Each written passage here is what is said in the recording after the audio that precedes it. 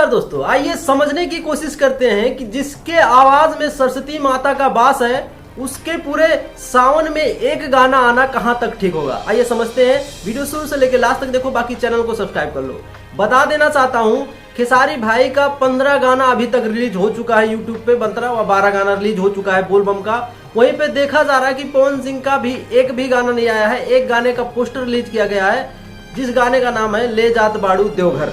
वो गाना आज रिलीज करने की बात चल रही थी वेब म्यूजिक कंपनी से, लेकिन अभी तक उस गाने को रिलीज नहीं किया गया है।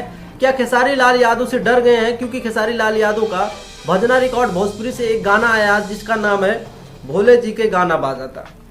वहीं पे पवन सिंह का भी गाना आज आने वाला था, लेकिन अभी तक गाना को रिलीज नहीं किया गया है। अब क्या वजह हो सकता है आप लोग सोच सकते हो सकता है कि कंपनी वाले डर गए हों, पवन सिंह डर गए हों कि मेरा एक ही गाना आता है, कहीं एक गाना कहीं फ्लॉप हो गया तो मेरा इस सावन में भैया लंका बच जाएगी, डंका बच जाएगी। अब क्या है, और इस गाने को जो पवन सिंह गाना लेके आए हैं, एक ही गाना लेके आए हैं, उसको लिखे हैं विजय चौहान।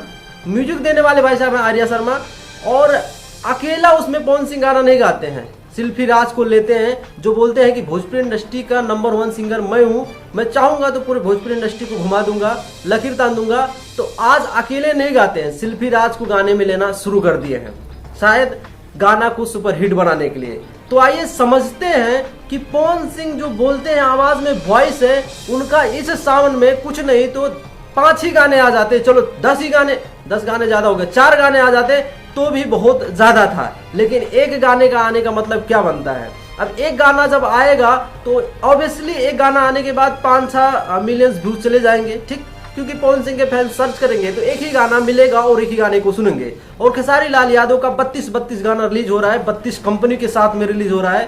तो यहाँ पे देखा जा रहा है कि पवन सिंह ज्यादा जो है बेटर दिख रहे हैं, ज्यादा जो है अपने करियर में आगे दिख रहे हैं, क्योंकि 32 कंपनियों के साथ में 32 गाने गाना और पवन सिंह का एक गाने गाना। ऐसा तो नहीं होगा कि पवन सिंह जो है के पास गाने राइटर नहीं होंगे। उनका ये मानना है कि मैं एक गाना रिलीज करूंगा सबके गाने पे भारी हो जाएगा। ना भाई साहब, खेसारी भाई का 4-4, 5-5 गाने अभी जो है ग्राउंड लेवल पे बजना शुरू हो चुके हैं, और आपका अभी तक एक भी गाना नहीं आना, ये शर्म की बात है थोड़ा सा, और समझने की बात है। यहाँ पे देखा जा रहा है कोको कोला बोलबम जो है ग्राउंड लेवल पे बज रहा है, 20 मिलियन व्यूज भी क्रॉस कर लिए हैं। और आज गाना आपका रिलीज पे था तो गाने को होल्ड कर दिए हैं। वैसे ऑफिशियल अनाउंसमेंट हुआ ही नहीं था कि गाना आज ही रिलीज किया जाएगा, फिर भी आज रिलीज करने की बात थी कि आज गाने को रिलीज कर देंगे। हो सकता है कि इतवार को रिलीज किया जाए व शनिवार को रिलीज किया जाए, क्योंकि सोमवार आएगा तो सोमवार के दिन पे उस गाने को ज्यादा सुना जाएगा।